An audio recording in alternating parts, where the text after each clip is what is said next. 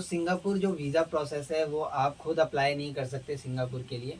और हमने पिछली एक वीडियो बनाई थी जिसके अंदर हमने वीज़ा प्रोसेस समझाने की कोशिश की थी। वो वीडियो काफ़ी छोटी थी, सो काफ़ी लोगों के काफ़ी डाउट्स रह गए थे। सो कोशिश करूँगा इस वीडियो में सारे डाउट्स आपके क्लियर हो जाएँ।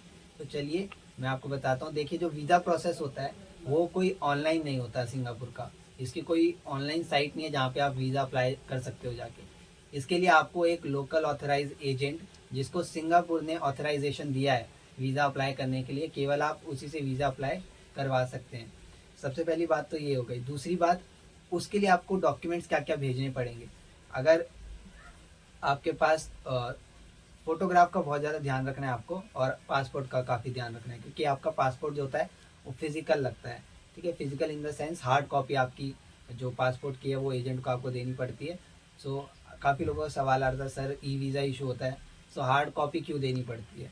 सो बेसिकली वेरिफिकेशन के लिए हम लोग लेते हैं आपकी जो पासपोर्ट होता है उसको। दूसरी चीज़, आपका फ़ोटोग्राफ बहुत ही ज़्यादा इंपॉर्टेंट है। फ़ोटोग्राफ इन द सेंस उसकी जो रिक्वायरमेंट है, स्पेसिफिकेशंस है, वो बहुत ज़्यादा इंपॉर्टेंट है। जिसमें 35:45 का रेशो होना चाहिए, मैट पेपर होना चाहिए और वाइट बैकग्राउंड होना चाहिए। ठीक है, ये तीनों क्राइटेरिया होने चाहिए फ़ोटोग्राफ में। ठीक है, वरना आपको दिक्कत आ सकती है। तो याद रखिए, एक आपका पासपोर्ट फिजिकल हार्ड कॉपी, ठीक है, फिजिकल पासपोर्ट लगेगा, आपकी एक फ़ोटोग्राफ लगेगी, ठीक है, जो स्पेसिफिकेशन मैंने बताई वो।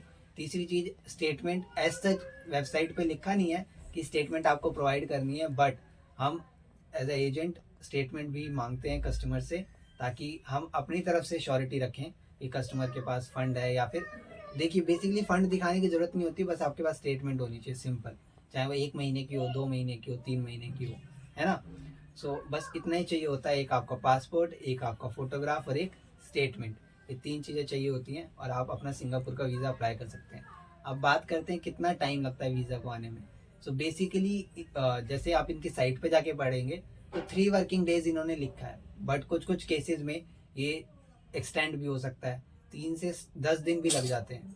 10 दिन के अंदर भी आ, जो वीज़ा है वो आ सकता है, और कुछ कुछ वीज़ा 1 दिन के अंदर भी आ जाते हैं। ठीक है, बस ये प्रोसेसिंग टाइम आपको याद रखना है। जल्दबाजी नहीं करनी है आपको, प्रॉपर वेट करना है आपके वीज़ा का। Within a week mostly 90% cases में वीज़ा आ जाता है, और मोस्टली हर इंसान को वीज़ा सिंगापुर का इशू हो जाता है। दिक्कत आती है केवल 2 केसेस में। एक, आपने अपना कोई बिजनेस प्रूफ सबमिट नहीं करवाया। फॉर एग्जांपल, आपका कोई बिजनेस है, ठीक है, आप मोस्टली ये जो होता है वो सिंगापुर में मोस्टली जो होता है पंजाब और हरियाणा के लोगों के लिए होता है, जो सिंगल ट्रैवल करना चाहते हैं। ठीक है, फैमिली है तो कोई भी दिक्कत नहीं है, बट अगर कोई सिंगल पंजाब और हरियाणा के केस हैं और वो सिंगल ट्रैवल करना चाहते हैं, तो उनको अपना बिजनेस रजिस्ट्रेशन प्रूफ भी देना पड़ता है, चाहे वो एमएसएमई हो, जीएसटी हो, या आप काम करते हैं तो कोई सैलरी स्लिप आपको देनी पड़ती है। बस ये बातें थी जो आपको समझनी है। आई होप मैंने आपको सारी बातें समझा दी हूँ। अगर अभी भी आपको कोई भी डाउट है, प्लीज़ वीडियो के नीचे कमेंट करिए। और एक चीज़ और, हाँ, शंघाई जो एयरपोर्ट है वहाँ पे जाके आप अपना ई वीज़ा भी आपको शो करने की ज़रूरत नहीं होती। बहुत ही ज़्यादा एडवांस्ड एयरपोर्ट है। आपका जो वीज़ा होता है वो आपके पासपोर्ट के साथ इंटीग्रेटेड होता है। ठीक है, आप अपना पासपोर्ट केवल हैंड ओवर करते हैं और वो स्कैन करके बता देते हैं आपके पासपोर्ट पे वीज़ा इशू हुआ है या नहीं हुआ।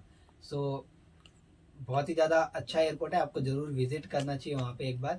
और मैं मिलता हूँ नेक्स्ट वीडियो में। अगर आपको ये वीडियो अच्छी लगी तो प्लीज़ लाइक करिए हमें मोटिवेट रखने के लिए, और चैनल को सब्सक्राइब करिए। मैं मिलता हूँ नेक्स्ट वीडियो में। बाय।